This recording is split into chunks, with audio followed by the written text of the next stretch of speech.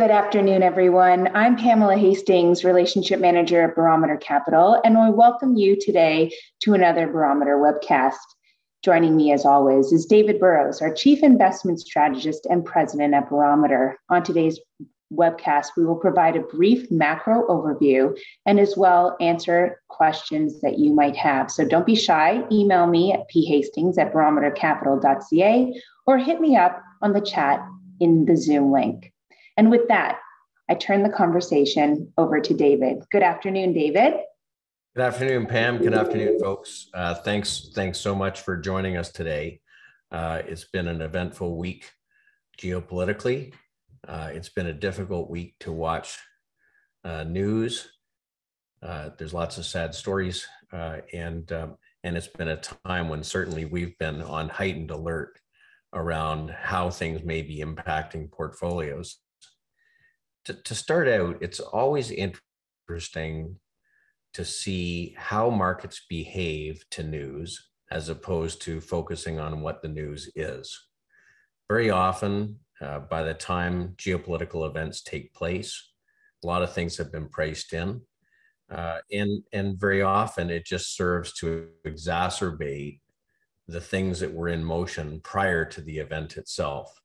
And so what I'd like to do today is I'm going to keep it to a fairly high level and just take a look at sort of what the market is telling us about what's going on. I think the outcome of the conflict between Russia and the US and the Ukraine is unpredictable, and it's fluid, and it's going to continue to change. And markets are assessed by all of the participants, and a message comes out. And I want to focus on that message today as opposed to prognosticating about what we think might happen. Let's focus on what the markets tell us is happening. So just to kick off, do we set the backdrop? We come into this latest episode in a structural bull market in stocks, led out of the US in a bull market that's been in place since 2013. They tend to go on a long time, structural bull markets. Last one went from 1981 through 2000, about 18% a year over that period. Lots of pullbacks along the way.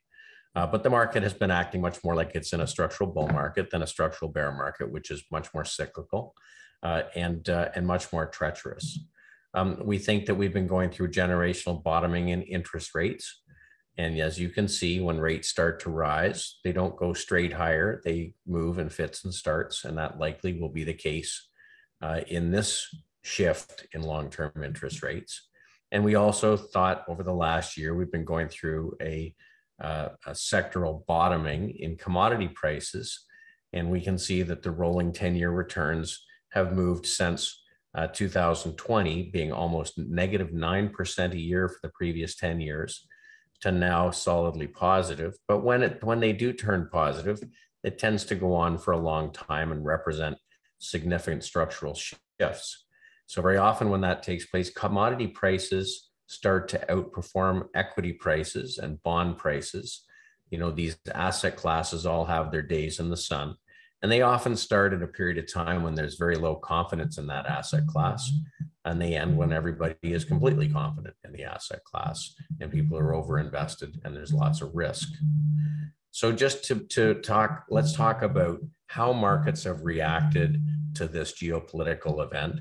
You know, we've talked about the fact that the bond market started a bear market in August of 2020. And since then, this is the Aggregate Bond Index. This is an aggregation of US issuers, governments, municipalities, corporations, high yield bond issuers, various maturities from anywhere from 2 years out to 30 years. But if you took an aggregate, it's down about 9% since then to the lows. And you can see over the last few days, the bond market's bounced a little bit, and that shouldn't take anybody by surprise.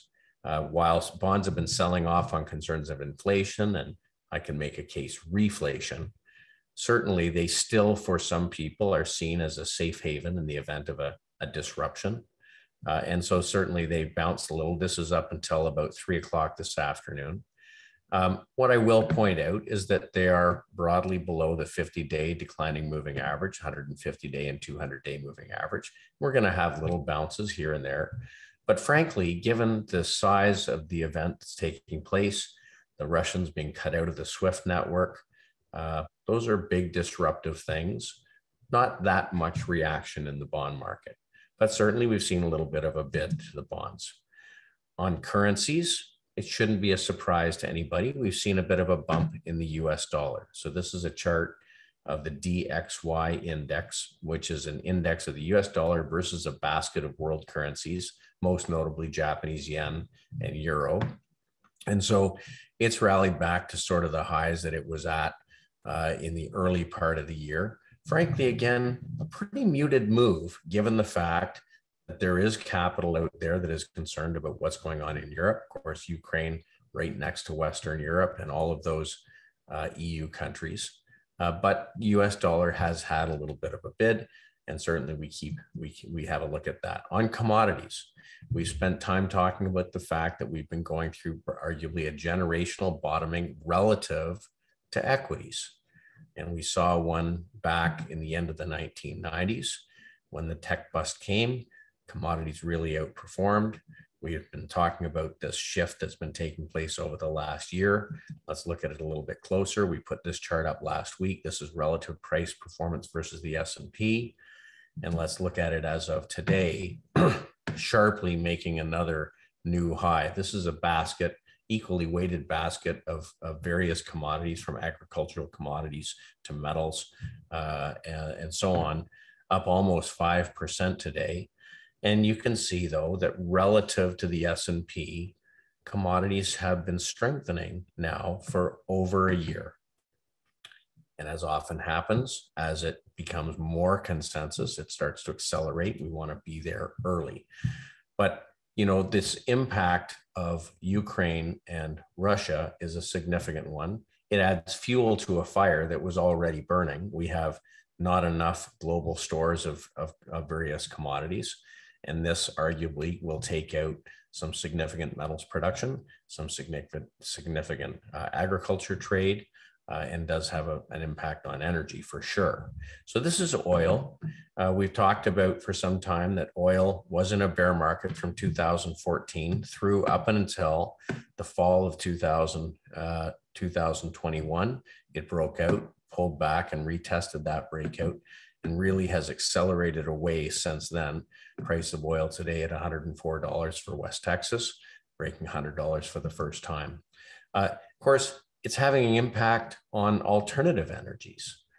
You know, so I think arguably Europe has to be reconsidering some of its thoughts around nuclear and other sources of energy. Uranium prices, after breaking out in 2021, pulled back into the beginning of 2022 and look as though it started another move higher. So the producers of uranium catching a bid certainly over the last few days.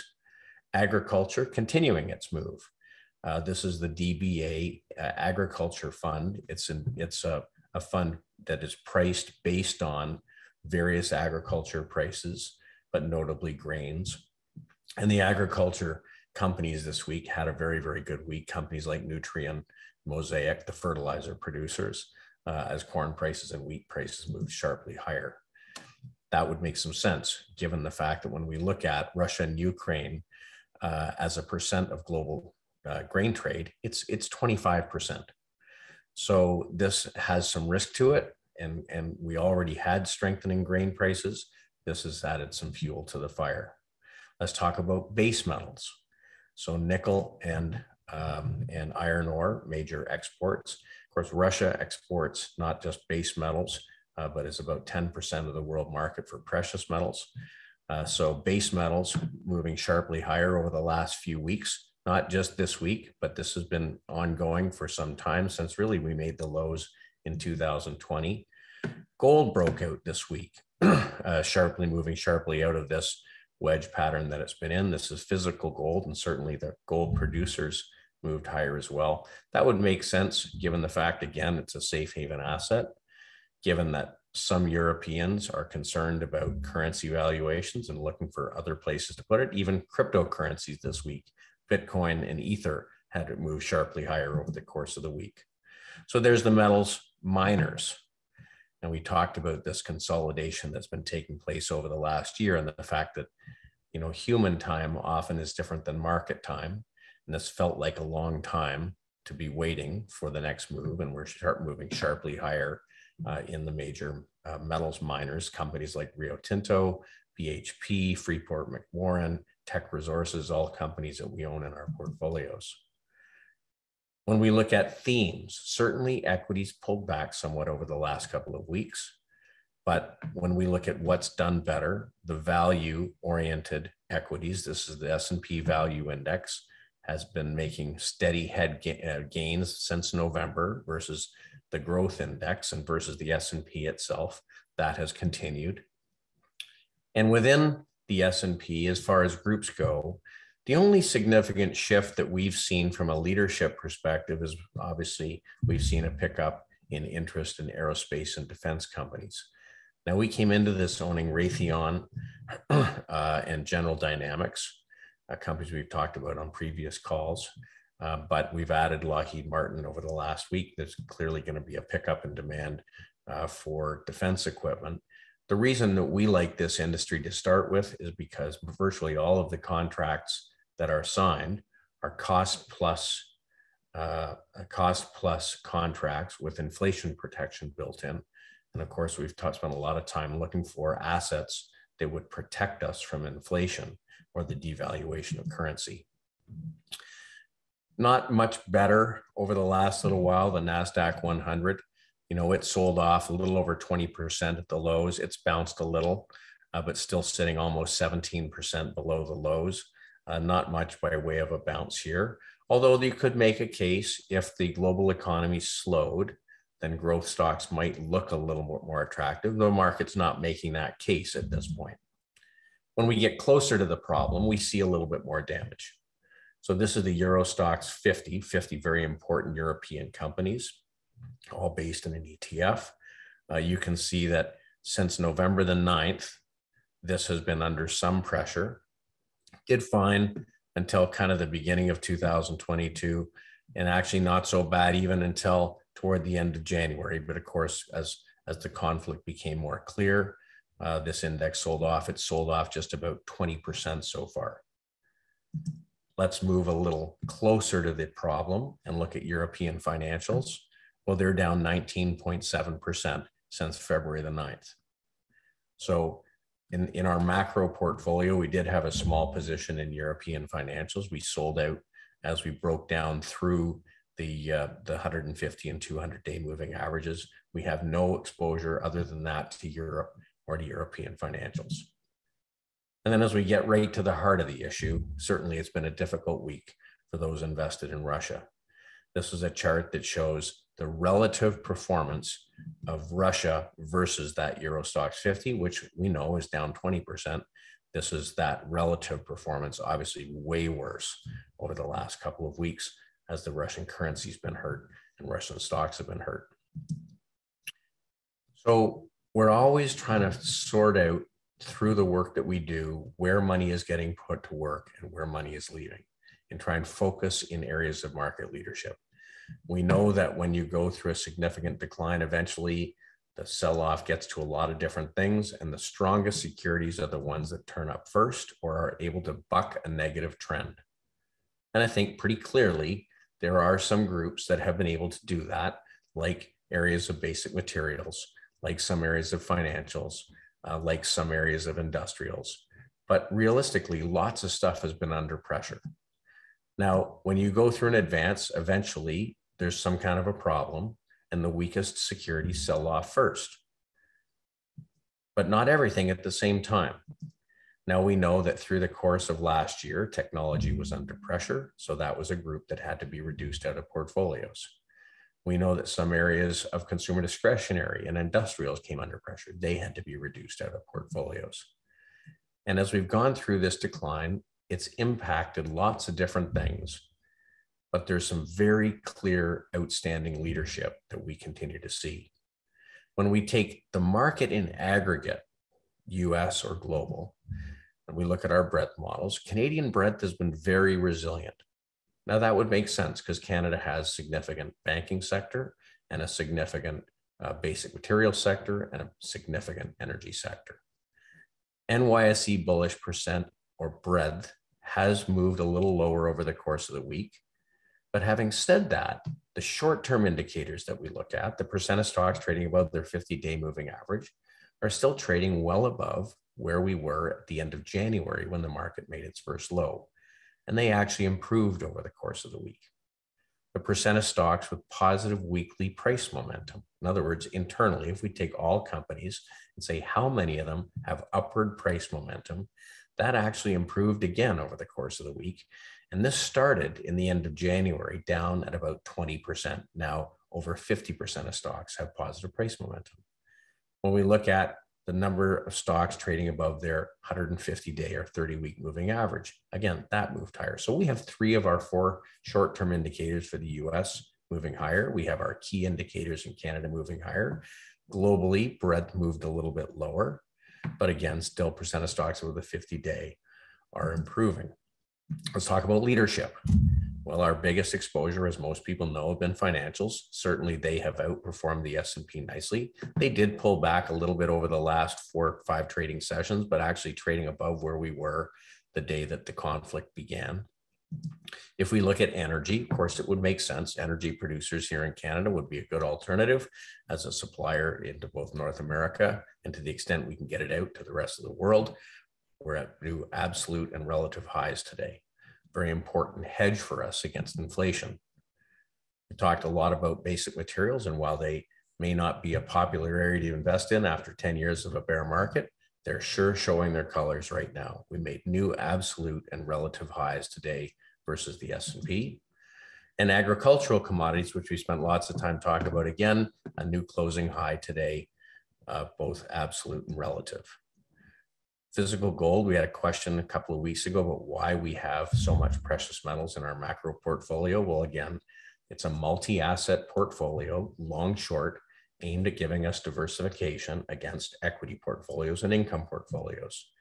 Well, gold is showing that this is not a washed up asset that after consolidating for a year broke out nicely, made a new multi-month high today.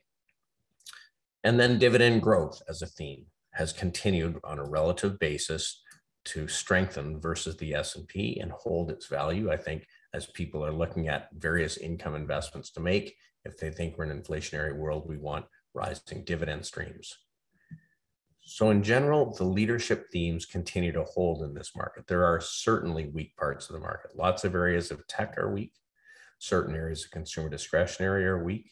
Certain areas of high dividend bond proxies have been quite weak. And these are groups that we're trying to avoid. Our job isn't to be everywhere. Our job is to focus in areas of leadership. And that means sometimes we're very targeted. It's a particularly interesting time right now because the leadership groups are all relatively small groups within the larger indices. And some of the weak groups are very large parts of the indices, which probably make the move in the index look a little bit more outsized. Our job is to always recognize change. We've bumped up our exposure to energy again this week, again to basic materials, and to some of the defense stocks. But it's not yet a time to sit in a lot of cash, especially if we think that we're in an inflationary environment where the value of currency is being depreciated by the inflation. So we got to continue to be tactical. So just from a sector exposure standpoint, small reduction in our firm's financials weight, but still significant overweight versus the market. Energy has continued to grow, both through the fact that the share prices are moving higher of our underlying equities, and also because we've added a little bit more this week. Now, specifically in energy, we added a little bit more uranium exposure this week, both through Cameco and through the uranium ETF. Materials continue to become an more important part of the portfolio as they've outperformed precious metals and agriculture. And when we look at the other end of the spectrum, you know, we're now almost a zero weight in healthcare, a zero weight in consumer discretionary, a very low weight in utilities, a very low weight in industrials, which has come up because we put the defense positions on and they fit in the industrials category. So it's a very targeted and skewed portfolio. In our macro portfolio, these are the groups that we're focusing in. These are the things that are giving us inflation protection. Interestingly, emerging markets continue to be an important part of the portfolio. And again, many of them are countries where the sector exposures in some of these leadership groups are significant, like Mexico, for instance, with a significant energy weight, strong relative price performance versus US stocks. Latin America as a whole for its commodity exposure. Saudi Arabia, which is a 2.5% weight in our macro portfolio, an alternate source for energy globally. Indonesia and Philippines. Again, both cases trading as though there's almost nothing going on. Well, they're pretty far from the problem.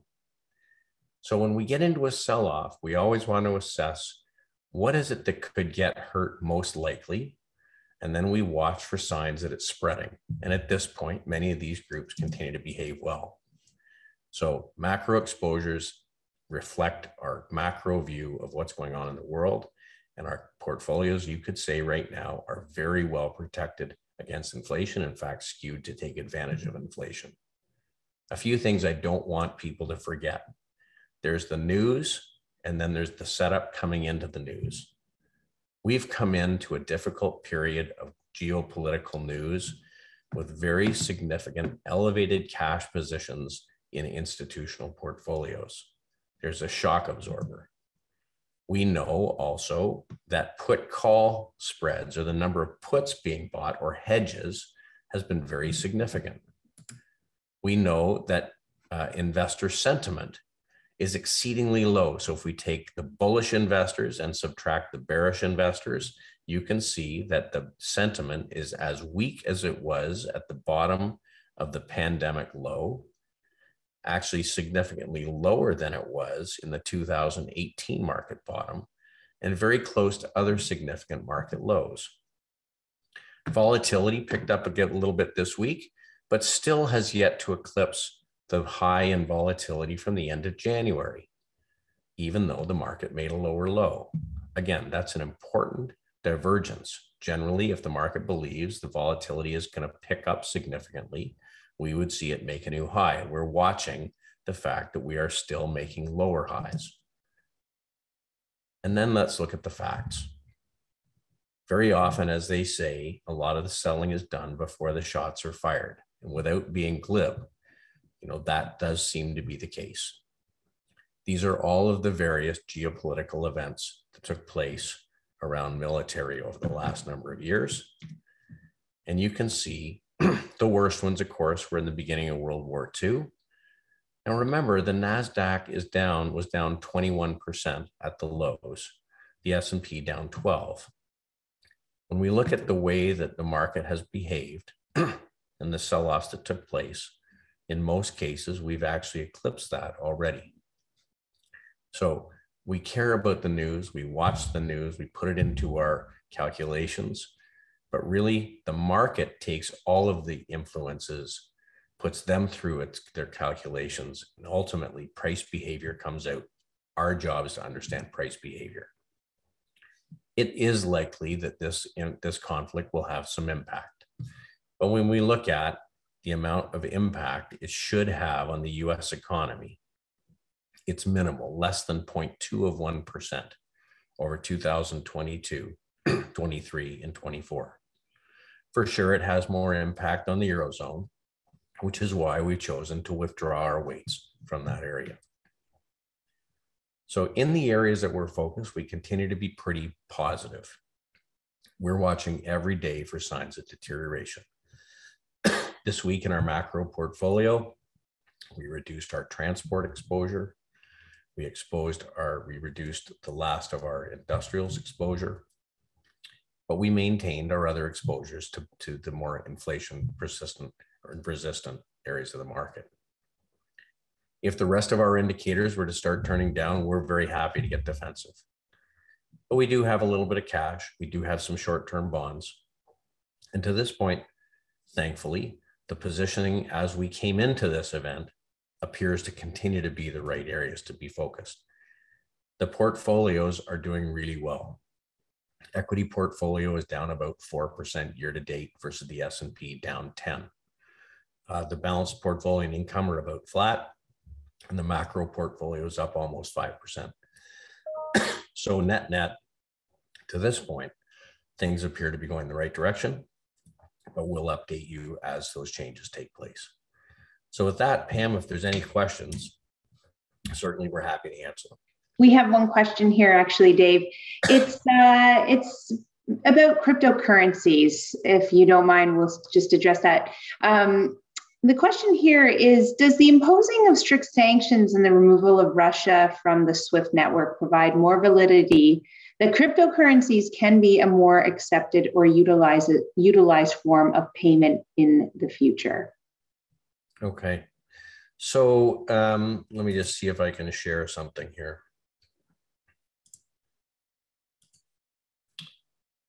So there's the Bitcoin chart. Certainly, you know, it's been correcting over the last number of months. This is sort of November through the end of January. And for sure, it's picked up a little bit. A couple of things that I would say are relevant here, and we maybe make this chart a little bit longer to put it in perspective. Excuse me. There we go. So look, since over the last number of months, we've seen some consolidation here. We have to look at all assets versus one another. And I would say that it's interesting that on January the 24th, when the S&P made its first low and has consequently made a lower low, Bitcoin held a higher low. And then in this most recent sell-off actually has been rallying against it as sort of a safe haven asset. Now, my belief is that there will be much broader adoption naturally over the course of this upcoming year as institutions are trying to figure out where it fits in the scheme of their asset allocation. But for sure, for some parts of the world, you know, this may be seen as an alternative to a paper currency. And so I do think there's some validity to that. Ether's had the same kind of response, same higher low, and we're trying to get up and above this downward trend line. We'll see whether that takes place or not. But I think that there's some validity to that point. Thanks so much, Dave.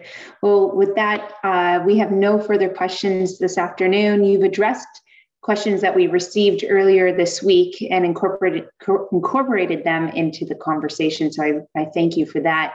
I will leave you, as always, with the final word, David. Look forward to seeing everyone here again next week. Yeah, look, you know, we wish we could foretell the future. We just have to get up every day and make sure that we think that we're positioned the right way. I think that it's easy to get concerned about share prices because one risk for an investor is that prices go down. Another risk is that inflation gets further out of hand and devalues the value of paper currency and cash. Another is that over the next few days, something happens to curtail the conflict. And we can't afford, I don't think at this point, given the way that different assets are behaving, to take assets from good performing assets like basic materials and energy and put them into assets that would be hurt if this all gets solved. So we got to keep reassessing as we see new developments. We'll continue to talk about them. I encourage you to follow us on Twitter @Barometer CA. We've also taken on a promise to update textually through email what we're doing to change the portfolios week to week as a sort of a supplement to this weekly call. I encourage you to watch those. And if you'd like to have a conversation with us directly, one-on-one, certainly don't hesitate to reach out to talk about how some of these things might be affecting your portfolio. Happy to spend some time with you. So with that, Pam, thanks very much for moderating today. And thanks everybody for joining us. And we'll look forward to joining you again next week, next Tuesday at 4 p.m.